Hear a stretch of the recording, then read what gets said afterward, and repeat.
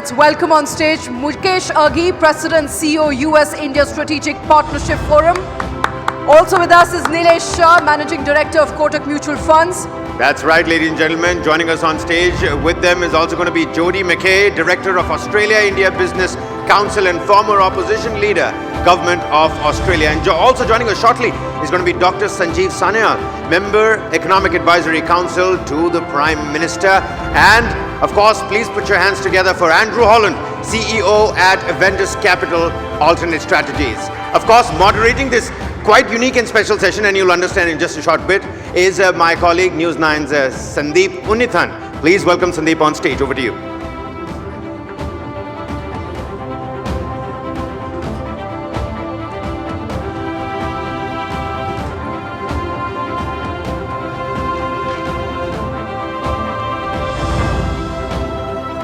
Some surprises for you.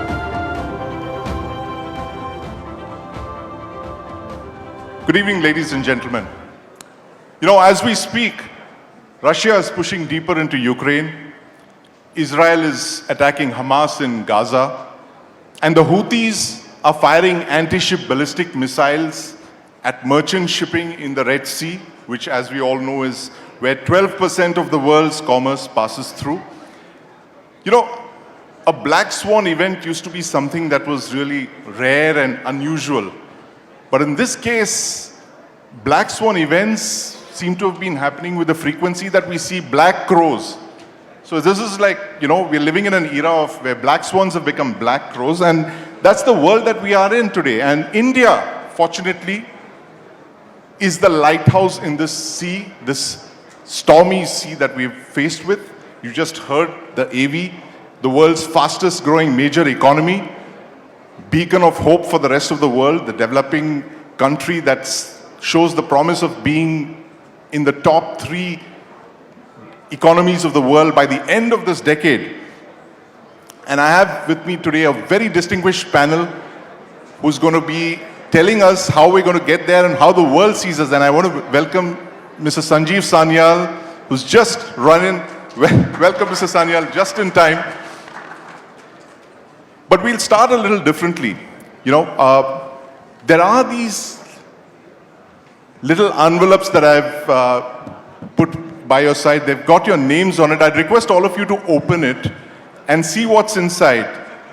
This is a return gift, but I'm giving it out a little early. So it's, whoops. Right. Okay.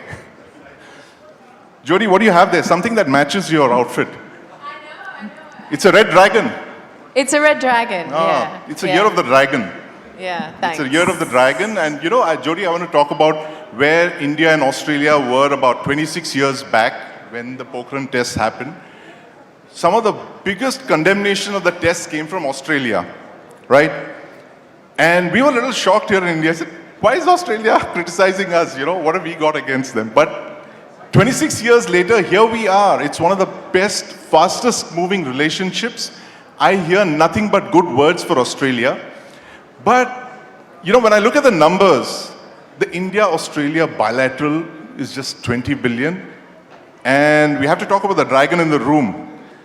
Your bilateral with China is 200 billion. Why do you bet on the India story? Why do you think that's the next big thing for you in Australia? Yeah, well, firstly,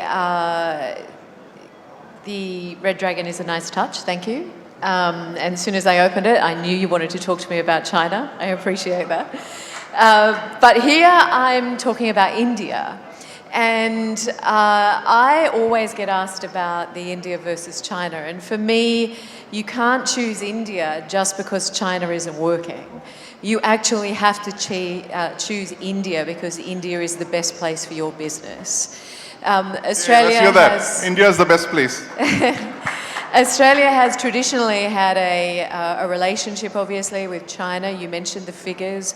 Our two-way trade with China is about 250 billion, and with India, it's 26 billion.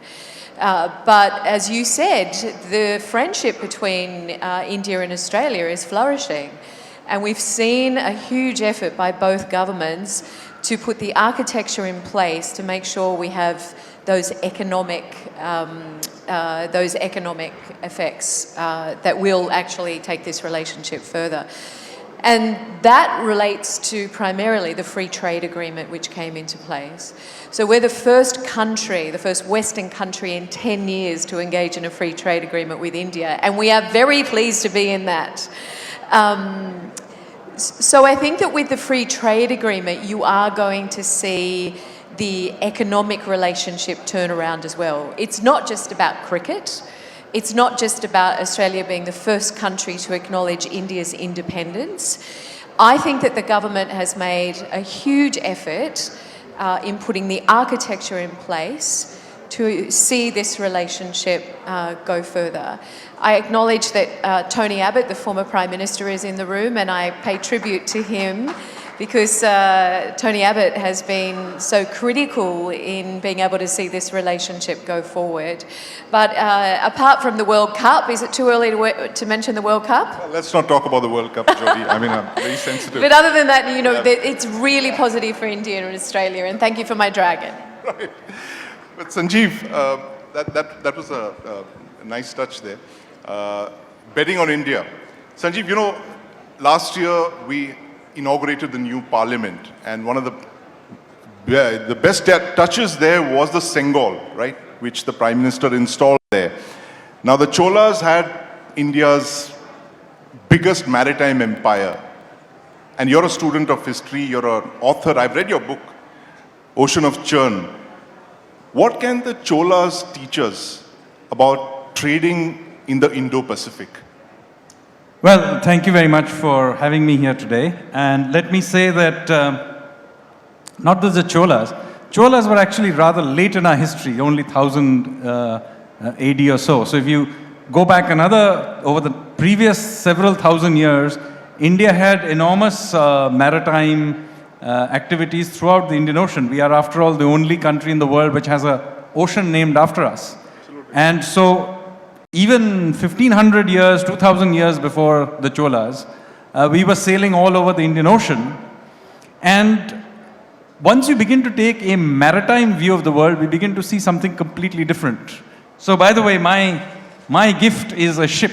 So clearly I've been given a maritime clue. But you see, if you sit here in Delhi and take a landlocked view of the world, then your neighbors are our friendly neighbor to the west and another friendly neighbor to our northeast. Right. But if you take a maritime view of the world, we have very different neighbors. Right. We have Oman and UAE on one side, you have Singapore and Indonesia on the other side, and yes, Australia too is a neighbor, because in a maritime sense, Australia is a neighboring country. It's an Indian Ocean country. We have historically thought of Australia as a Pacific country, but in fact, it is the second largest Indian Ocean economy. We have growing links with it. And so this is one mental cobweb we had to get out of, this landlocked view, and move to a maritime view. But there were many other mental cobwebs we ourselves had to get rid of. And since you mentioned the new parliament and the Bengal and so on, so at one level we are going back to an earlier era of maritime worldview. And the other way, we are also breaking out of a colonial era view of landlocked view of that we had got for ourselves. So in a sense, it's more than symbolic. So since we were discussing Australia before this, let me say that, you know, we've got to get on with this cricket and Commonwealth view of Australia or New Zealand and many of the other countries in the world. We have other interesting things to do.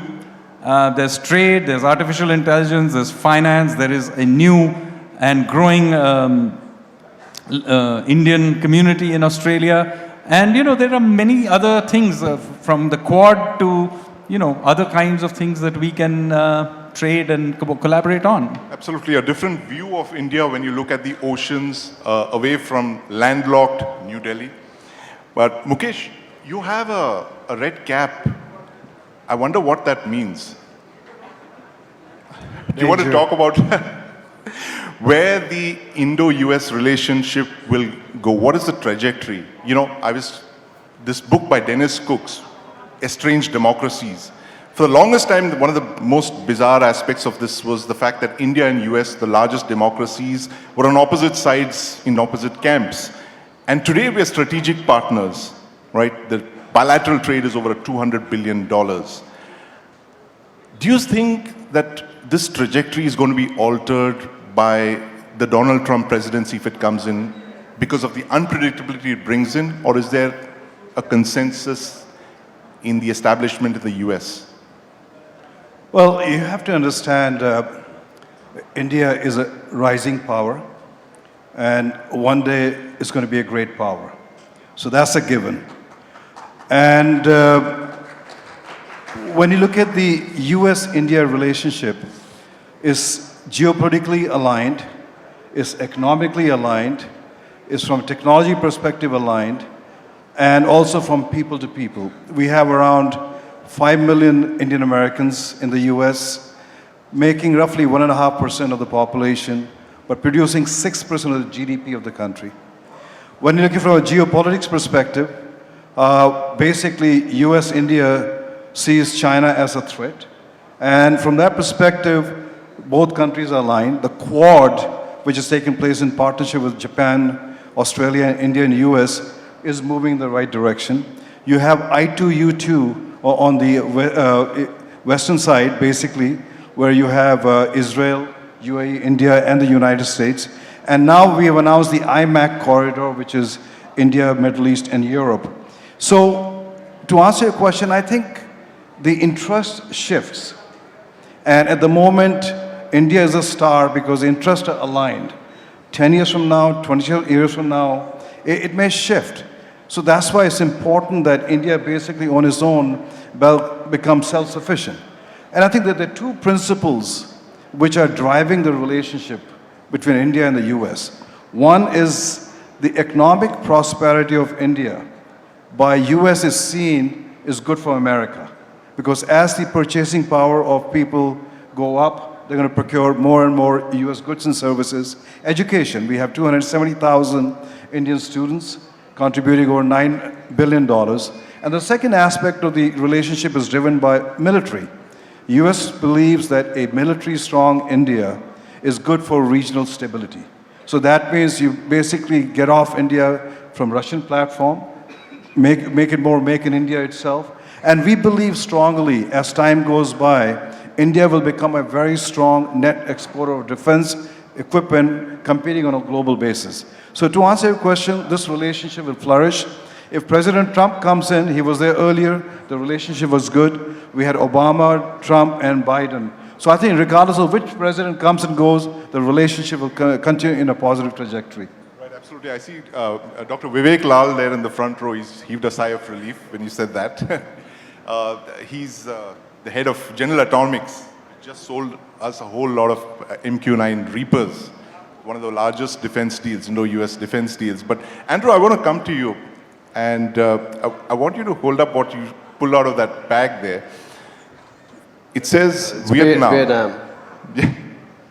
Now, Defense Minister George Fernandes, about 25 years back, he said, in my next life, I want to be reborn as a Vietnamese person, because Vietnam is the only country in the 20th century that's defeated probably 3 of the 5 permanent members of the UN Security Council.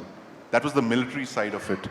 And today you're looking at, in 2024, when you're talking of China +1, Vietnam is attracting record FDI inflows. What can Vietnam teach India in 2024? Again, I think, you go China +1, Vietnam, what can they teach India? I don't really think we need to be taught anything, to be honest.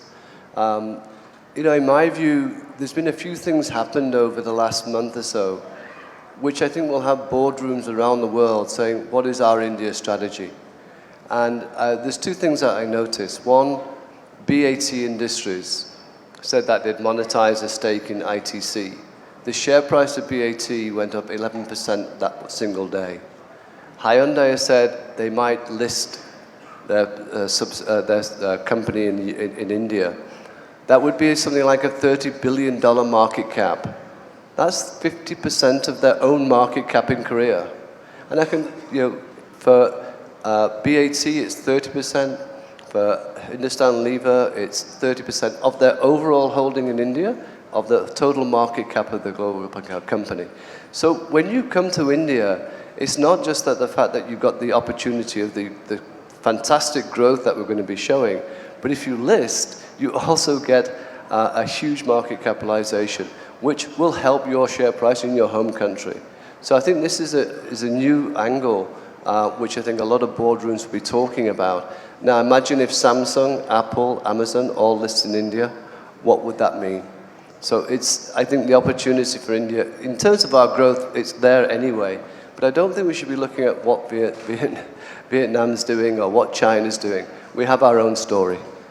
We have our own story. In fact, and Jody, the point that Sanjeev mentioned, that we should actually get beyond this Commonwealth game of, Commonwealth view of India and Australia. It's more than just about cricket. When is that free trade agreement coming through, you think? And how hard has Australia worked for it? What was the question? Sorry. The free trade agreement, the India-Australia free trade agreement. The free trade agreement, yes, that's really important actually. That has been fundamentally changed the relationship between Australia and India in an economic sense. So as I mentioned, Australia and India have had a long friendship, and there has been, there is great pride that we have an Indian diaspora. It's about 1 million strong in a 25 million population. They're very proud of being Indian, they're very proud of being Australian, and they've played a huge role as the living bridge between the two countries. But the free trade agreement is about the economic relationship, and we have to go beyond, as you said, beyond cricket, beyond curry, and we have to go beyond just seeing it as a people-to-people relationship, because it is about trade and investment, and both governments have indicated this is a priority for them. We mentioned that our trade with India is about it's about $26 billion. We mentioned that our trade with China is about $250 billion. What the ECTA agreement is doing is targeting those sectors where there is massive advantage to be gained. Australia has given up most of its tariffs, either reduced or eliminated. India has given up about 85% of its tariffs. So there is still some way for us to go. The CECA agreement is being negotiated now. We had hoped that that would be signed by the end of last year. It's still underway. It's hoped that we'll see that by the end of this year. So we are seeing a movement in trade. What we're not seeing is a movement in investment. So our investment into India is 19 billion. Our investment into the UK is 580 billion. So we've still got this massive gap that the free trade agreement hasn't been able to resolve. And that is an effort that will require both governments and the private sector working hard in CECA. So it is on the table in CECA, working hard in CECA to see it change. But I mentioned the architecture has been a priority for both governments. The CEO forum, which I run, is about bringing in the corporate sector. I'm national chair of the Australia-India Business Council. That's the SMEs in a bilateral chamber. We've set up a Centre for Australia-India Relations. We've got the ECTA agreement. We've got CECA underway. But we've still got a problem with investment, and that requires the private sector. I think government has done its thing now. It's really up to the private sector to step up. It's time for the private sector to kick in. And Nilesh, my apologies, I was to come to you earlier, but with your little gift there, it's your favorite subject. If you could just hold it up. It's red tape. Is that what's holding us back, Nilesh? You know, I was talking to the plastic merchant in my neighborhood, and he told me that he registered a business in Turkey in 24 hours, and he's importing stuff from there. When can we get to a time when we can start importing, registering businesses in 24 hours? So undoubtedly red tape to India is what is on-site betting to Saurav Ganguly. Right. Saurav Ganguly is India's greatest left-hand batsman. 113 tests, 7,212 run, 42 average.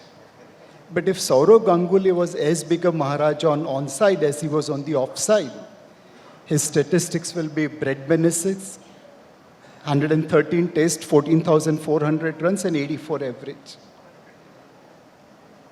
Let me tell where the red tapeism comes. Supreme Court, based on a PIL, filed for an incident, unfortunate incident which occurred in a dark, unlit parking lot of Delhi, ordered to remove all the sunscreen films which were levied, which were pasted on the car windows. Because the Colonial Motor Vehicle Act did not provide for fixing films on the car windows. These films were helping us save about 10,000 crore rupees a year, as heat was not getting into the car and AC burden was less. It's now 2 decades and we haven't yet changed the law. And the company which introduced sunscreen films in India is now exporting to 57 other nations, helping save them petrol cost, helping save them environment, and this is preventing them from selling in India. We are Saurav Ganguly, Right. but if we start playing on the onside like we are playing on offside, we will be Donald Bradman. Donald Bradman or maybe Virat Kohli for that. That's a great analogy. And I had a bet with Andrew Andrew said that you're going to get in some cricket analogy for sure. But you know, this, Sanjeev, this thing about judicial reforms, the whole thing of cases taking 10 and 15 years to see, resolution in India. How important is that for business to flourish? How for investment to come in? Well, Fixing the judicial. I'm not a cricket fan, so I didn't quite catch the analogy. But I can tell you that discussing the judiciary is definitely one of my favorite activities. I mean, we are in an absurd situation where 50 million cases are stuck in the system. Why our higher courts go on summer vacation, Dasera vacation, winter vacation. This is a completely absurd system. So it's quite obvious that we need a modern judiciary which can keep up with our highways and airports and all the other modern infrastructure that we are building, needs to have a judicial infrastructure that is just as good. Unfortunately, what we have is not even British era, but a medieval era, judiciary, where you have to send a prayer to their lordship. I mean, you've got to be kidding me that we have to have, the very terminology we use tells you that the whole system is outdated. So we need to really get our act together and upgrade 2 things. One is our judiciary, and the other thing you mentioned, our administrative system. These are the 2 big areas of reform that we need to do over the next decade or so. You see, the last 25, 30 years was about stopping the government from doing things it should not do. But the next decade or so should be about getting the government to do the things it should do. And delivery of justice is surely one of the things that the Indian state should be doing. Of course, because of separation of powers, this is not something the legislature or the government can easily do. Ultimately, the judiciary itself will hopefully begin to get its act together. I mean, the government can help from outside, but ultimately the judiciary itself has to, get its act together and do something about it. Judiciary has to get its act together. I like the way this discussion began from, stitched sailing vessels and landed up in the judiciary. Obviously, the judiciary has to get into a speedboat mode, Sanjeev. But very quickly, we're completely out of time, ladies and gentlemen. What is the one thing that you would want the next government to do? And very clearly, we know the Prime Minister Modi's government is coming back, as the opinion polls say. But I want you all to give me one quick suggestion on what this government needs to do to make India better for doing business, for investment. Beginning with you, Andrew. you know, saying one thing is it's like you're going to solve all the problems which you just heard of. I think just keep doing more of the same. I mean, you know, stick to what we're doing, what the policies, what the reforms have been, and you know, investment from foreign companies will come. It's, you know, we talked about earlier today the electronic manufacturing sector. It's $30 billion. It's going to be $150 billion. Foreign companies as well as Indian companies will want to be in that sector. Continuity. You're advocating continuity. Jody, what would you like to see the government do? We'd like to see CECA signed. So we want to see this second stage of the free trade agreement signed. I think that's really important in the India-Australia relationship. We're halfway there, so we'd like to see that signed. I think there's a view that it will get caught up now with the Indian election, but it's certainly something we'd like. I think, you know, I spoke about investment. I think that is the area where there is huge gains to be made that isn't necessarily covered under the ACTA, hopefully in the CECA. But for Australian companies looking at India, there is an opaqueness about India. Australian companies want certainty about how they invest. They want to know the risk. They want to know when there will be political or bureaucratic intervention. They want to know what the approval process is. They want to know what the timeline is. Predictability. Mukesh, what would you like to see the next government do? What's the one thing that you... Well, the trade between US India has gone up to $200 billion. Our vision is to take it to $500 billion or $1 trillion. I think it's time we convince the Biden administration to look at India from a trade deal perspective. I think once you do a trade deal, you see the acceleration of the trade. Right. Okay. So that's a to-do there. Sanjeev, what would you like to see the Well, next I already government? told you. I'll say two things which are linked. One is we need to do administrative reforms, and we need to do judicial reforms. This will take us 10 to 15 years, so it's not just about the next government. But what we started with the real economy in 1990s and are now reaping the benefits of that in a big way, we now need to start the cycle of getting the bureaucracy to go away from control to service delivery, and to get the judiciary to take its role in society more seriously and actually deliver justice on time. Deliver justice on time. Very important point there. Mukesh, sorry. So I'll focus on the finance part. Right. In 21 years of this century, Indians have spent $373 billion for import of gold. Every year we import 1,000 tons of gold, export 300 tons of jewelry. 700 tons of gold goes into our tijori and bank lockers. There is a gold smuggling. Assuming that gold smugglers are not charitable organization, based on the gold seized at customs, the run rate of gold smuggling is about $7 billion a year. If you look at people traveling into India from Middle East and Singapore, they look like cousin brothers of Bappi Lahiri loaded with jewelry. Put together, as Indians, have we put $500 billion in import of gold, silver, diamond jewelry, officially and non-officially? It's not a wild estimate. It's more than what foreign direct investment we have received. It's more than what foreign portfolio investment we have received. We have deprived our entrepreneurs of that capital. We are a patient who wants to grow his health, but instead of taking blood donation, is giving blood donation. So I hope government does something which can make this $1.5 to $2 to $2.5 trillion worth of locked savings in the tijoris and safe deposit lockers of India to the entrepreneurs of India. If we would have done that earlier, we would have already become $5 trillion economy. Right. Don't be Bappi Lahiri, don't be Goldfinger. Bring that, unlock all that, the gold reserves that India holds, our Fort Knoxes, into the economy. I'm afraid we're totally out of time here, ladies and gentlemen. Thank you very much for that engaging session there. India is the land of opportunity, the fastest growing economy, major economy in the world, the growth magnet, the lighthouse in the storm. But there are challenges, and my learned panelists have just told us what they are and what the next government should be looking at very seriously. Thank you very much for that engaging discussion. Thank you. Thank you very much. You'll be hearing it from Prime Minister Modi in a few hours from now, the vision for India and what India thinks today.